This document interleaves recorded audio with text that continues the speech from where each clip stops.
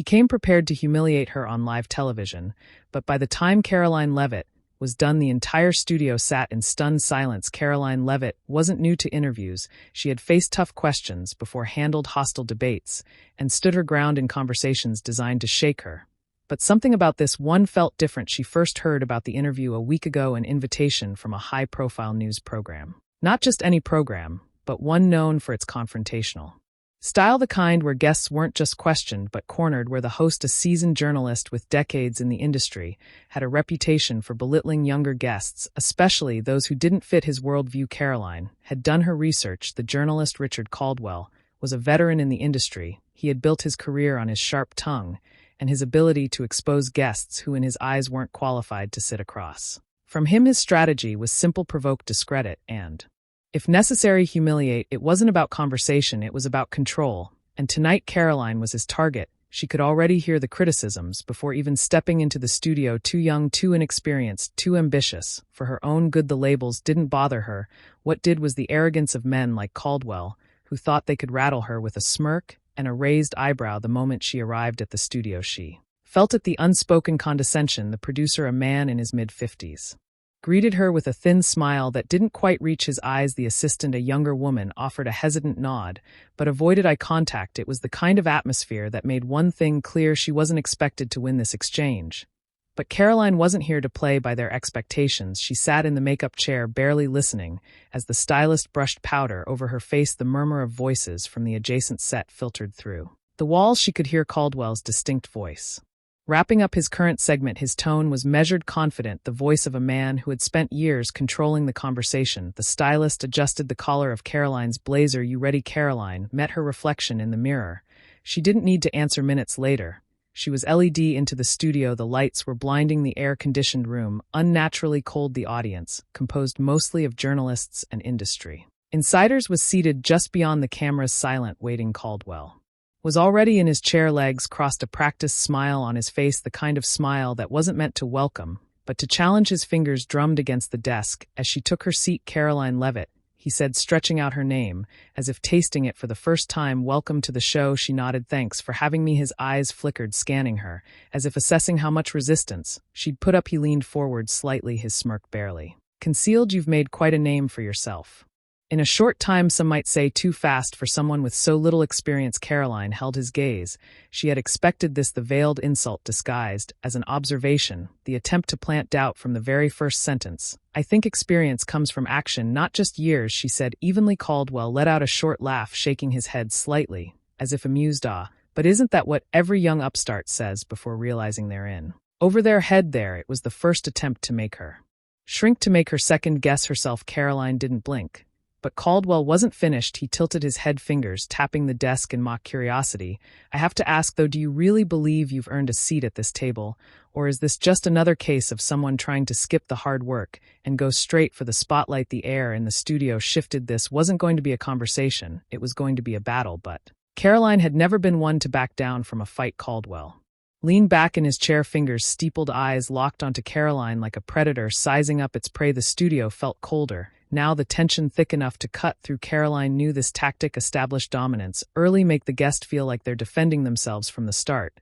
But she wasn't here to play defense. She adjusted her posture, meeting his gaze without hesitation. "I don't believe success has a set timeline," she said. "If someone is competent, driven, and prepared, why should they have to wait their turn?" Caldwell smirked, shaking his head slightly.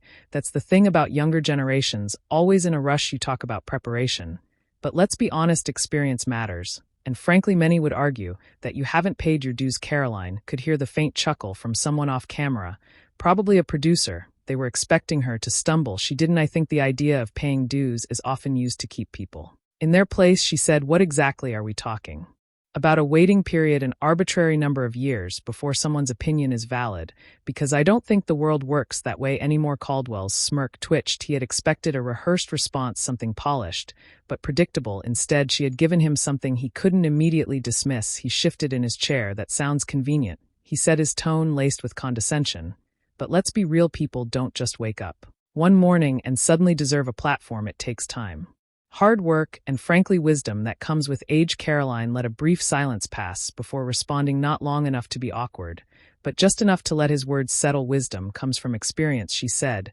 But experience isn't just about age, it's about what you do with the opportunities you have. Some people spend decades in a field and never push beyond the surface. Others come in, and through sheer work ethic, insight, and innovation make an impact. Almost immediately Caldwell chuckled under his breath. And I assume you put yourself in that second category. She tilted her head slightly. I'll let my work speak for itself. For a split second Caldwell's expression flickered, just a hint of irritation. She wasn't playing into his game.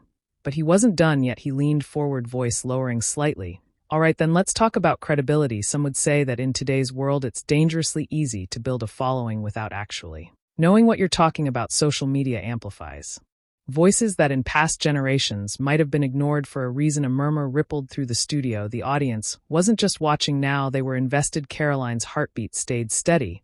She could see where he was trying to steer this: undermine her credibility, paint her as a product of the digital age rather than someone who had earned her place. She didn't flinch. I think it's funny how people in power always say that right up until the moment someone younger outperforms them, she said. Then suddenly the conversation isn't about skills, facts, or results, it's about credibility. The goalposts move. Caldwell's smirk didn't fade, but there was something forced about it now. So you're saying expertise doesn't matter? He challenged. Not at all, she said smoothly. I'm saying expertise isn't exclusive to people who've been doing the same thing the same way for decades. Sometimes the ones asking new questions are the ones actually moving things forward. Caldwell inhaled slowly, exhaling through his nose. His next move was clear. He needed to regain control of the conversation, but Caroline had just shifted the balance of power, and she wasn't letting it go. Caldwell straightened in his chair, smoothing an invisible wrinkle from his sleeve. His usual tactics weren't working, and he knew it. The playful smirk had faded, replaced by something more measured. He wasn't done trying to dismantle her, but now he had to be more careful. So, let's talk specifics, he said, folding his hands. You've positioned yourself as a strong voice in your field, but when we look at your background, there's a noticeable lack of, shall we say, traditional credentials. No decades of experience, no long list of past leadership positions. So why should anyone trust your perspective over those who do have that kind of history? Caroline could hear the unspoken words. You don't belong here, you haven't earned this. She kept her expression steady. I think people trust results, she said simply. When someone is effective, when they produce meaningful work, people notice. That's true whether you've been in the game for 2 years or 20. Caldwell exhaled sharply through his nose, a half laugh, half scoff. Results, let's be honest, public attention doesn't always mean quality. We've seen plenty of people gain influence for the wrong reasons. Caroline nodded, as if she'd been expecting this. Absolutely. But if someone stays relevant, if people consistently turn to them for insight, if their work holds up over time, that's when you no, it's real. A few lucky breaks won't sustain someone in the long run. Real impact does. The corners of Caldwell's mouth twitched again, and this time Caroline saw it for what it was: frustration. She wasn't taking the bait, she wasn't fumbling, she wasn't playing the defensive role he had expected.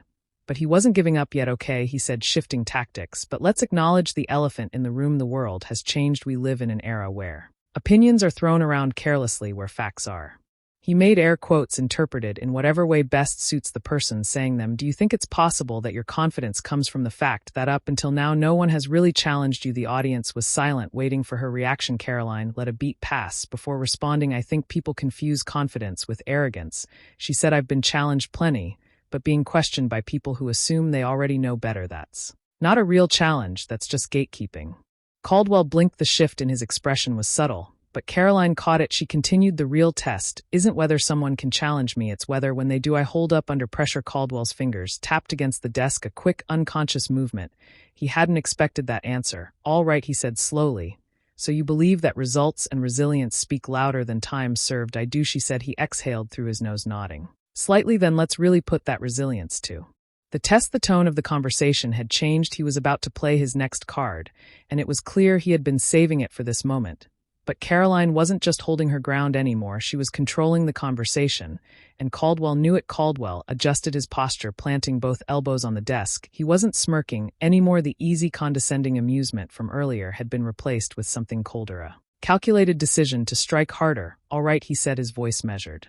Since you are so confident in your own credibility, let's talk about why people question it. Caroline didn't respond right away. She knew better than to rush into a trap without seeing the full shape of it. Caldwell didn't wait. He pulled a sheet of paper from the stack in front of him, a prop meant to make this next part seem like an undeniable fact rather than an opinion. He scanned it for a second before looking back up at her. You've been accused of pushing narratives that fit your personal agenda. Rather than sticking strictly to facts, some critics have even suggested that you avoid certain details in your arguments because they don't support your perspective. Would you say that's fair criticism? Karoline didn't blink. He was trying to paint her as dishonest, manipulative. It wasn't just about her credentials anymore. Now he was attacking her integrity. She tilted her head slightly. I'd say that's an easy accusation to throw around when someone doesn't like what I have to say. Caldwell raised an eyebrow as if amused. So you're saying your critics just don't like you? No, she said. I'm saying that when people don't have a strong argument against the substance of what I say, they attack the messenger. Instead, it's a classic deflection tactic. Caldwell let out a slow breath through his nose. A deflection tactic, he repeated. So when people claim you've ignored inconvenient facts, they're just making that up. Karoline leaned forward slightly. Here's the thing, she said. Every discussion has multiple angles. I focus on the parts that are most relevant to my point, just like you do, just like every journalist does. That's not deception, that's framing. And if someone thinks I left out something important, they're free to bring it up, and I'll address it. Caldwell's fingers curled slightly against the edge of the paper. He had expected her to flinch, to scramble for a defense. Instead, she was meeting him head-on. He tried again. All right, but let's take this beyond just framing. You've built a platform on confidence, on the idea that you have answers. But what happens when you're wrong? Have you ever admitted to making a mistake? The way he said it made it clear he wanted her to hesitate. He wanted the audience to see her falter, even for a moment. Karoline didn't. Of course, she said easily. I've been wrong before. That's part of learning. But here's the difference. When I realize I'm wrong, I don't double down to save face. I corrected and moved forward. Caldwell's jaw tightened just slightly before he forced another smirk. And yet some people say you never acknowledge your mistakes. Karoline smiled, just a little. Some people say a lot of things, she said, that doesn't make them true. The audience chuckled, not at her, but at him. The balance of the conversation had shifted again, and he could feel it. He tapped the paper against the desk, exhaling. He wasn't out of moves yet, but Karoline could see it now, the frustration beneath the surface. So let's get this straight, he said. You're young, you're outspoken, you challenge conventional wisdom, and yet you think none of the criticism against you holds weight. Karoline shook her head slightly. That's not what I said, she answered. I think criticism is valuable, but not all criticism is honest. Some of it comes from people who just don't want to hear a perspective that challenges their own. Caldwell opened his mouth, but she kept going. And let's be real, she added, people in your position, they've spent years deciding who gets to be taken seriously and who doesn't. So when someone comes along and doesn't wait for permission, doesn't play by the old rules, you call it lack of credibility. But what you're really upset about is losing control of the conversation. A few people in the audience murmured. Caldwell's jaw shifted just slightly. She had hit a nerve, but instead of backing down, Caldwell forced another tight smile. He had one last play left, a desperate one. Then let's talk about control, he said, because right now you're sitting in a seat that a lot of people don't think you deserve, and I have to ask what happens when they're right. The studio fell silent. It was a direct challenge, a final push to knock her off balance. But Karoline had never been more steady. Caldwell's words hung in the air. The studio was silent, the audience, the crew, even the off-camera panelists who had been quietly murmuring before everyone was waiting. Karoline met his gaze, steady and unshaken. That's the real question, isn't it, she said, her voice even. Not whether I'm competent, not whether my arguments hold up, but whether I deserve to be here. That's what this has been about from the start. Caldwell leaned forward, slightly latching onto the word. Exactly, because there's a difference between being loud and being qualified, between being popular and actually earning respect. Karoline exhaled through her nose, a short breath, not frustration, but something close to amusement. She wasn't rattled. If anything, she looked stronger than she had at the start. Respect isn't given, Richard, she said. It's taken. The weight of those 3 words landed. Even Caldwell's smirk faltered for half a second before he recovered. Karoline continued, her voice unwavering. You talk about qualifications, but let's be honest, a lot of people in positions of power didn't earn their spot. Either they were born into the right family, knew the right people, said the right things to the right audience, and you never questioned whether they deserved to be there. But when someone like me, who built their own platform, who doesn't wait for permission, comes along, suddenly it's about qualifications. The audience shifted. Some nodded, a few murmured. Caldwell crossed his arms. So you think you're above criticism? No, Karoline said instantly. I think criticism should be fair. And the reality is people like me will always be held to a different standard. We're expected to be twice as sharp, twice as prepared, twice as perfect, just to get half the respect. And when we still manage to prove ourselves, the goalposts move. Caldwell's jaw tensed. Karoline didn't stop. You call it arrogance, she said. I call it not waiting to be given a seat at a table that was never built for me. Another murmur from the audience. This wasn't just an interview anymore. It was a reckoning. Caldwell exhaled, rolling his shoulders back. That's a strong answer, he admitted. But confidence isn't proof. If you're wrong about something, are you willing to admit it? She gave a small nod. Absolutely, but being questioned by people who've already made up their mind about me, that's not the same thing as being wrong. Caldwell didn't move for the first time in the entire interview. He had nothing to say. The silence stretched, and the audience could feel it, the shift, the unraveling of the narrative. Caldwell had been trying to control. Karoline watched him, waiting. Nothing, no smirk, no comeback, just silence. The cameras captured it all. Finally, Caldwell let out a slow breath. He glanced at his notes, flipping a page, then set them down. The energy in the room had shifted, and he knew it. Karoline did too. She had won. The studio remained still. The weight of Karoline's words had settled into every corner of the room, leaving an undeniable tension in its wake, the kind of moment that couldn't be manufactured, the kind that changes the course of a conversation entirely. Caldwell's fingers twitched slightly where they rested on the desk. He was searching for a way to regain control, for something sharp enough to cut through the silence, but the problem was there was nothing left to say. The crew exchanged glances. The producers, seated just beyond the cameras, looked at one another, waiting for Caldwell to break the moment. He couldn't. One of the panelists off camera cleared their throat, as if preparing to step in, but even they hesitated, because to step in now would only confirm what everyone watching already knew. This wasn't just an interview anymore. This was a moment. Karoline didn't move, didn't feel the silence.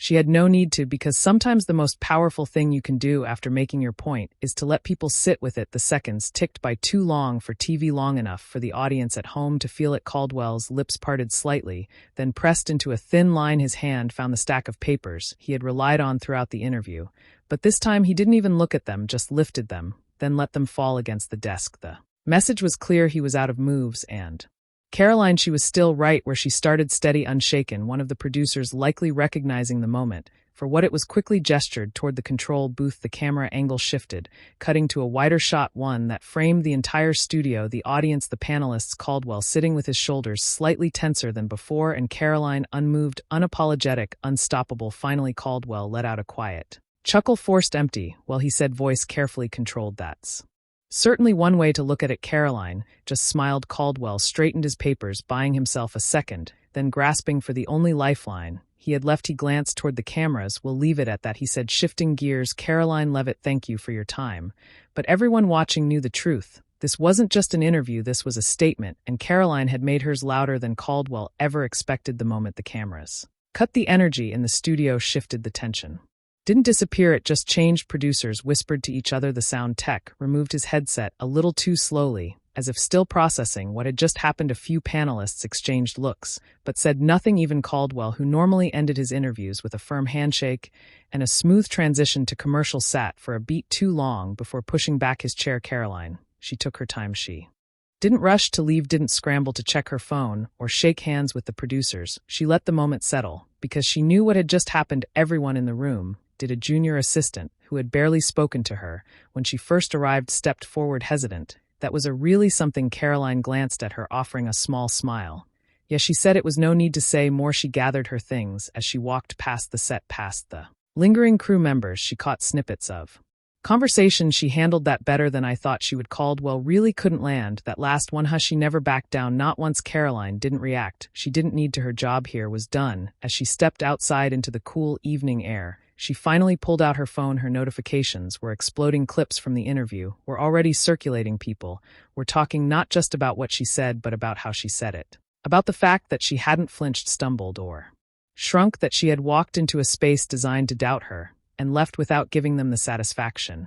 And that's the lesson. The truth is, people will always question you, not because you're wrong, but because you're different, because you don't fit their mold, because you didn't wait for them to approve of you before deciding to take up space. They'll challenge your credentials, your intelligence, your right to be in the room.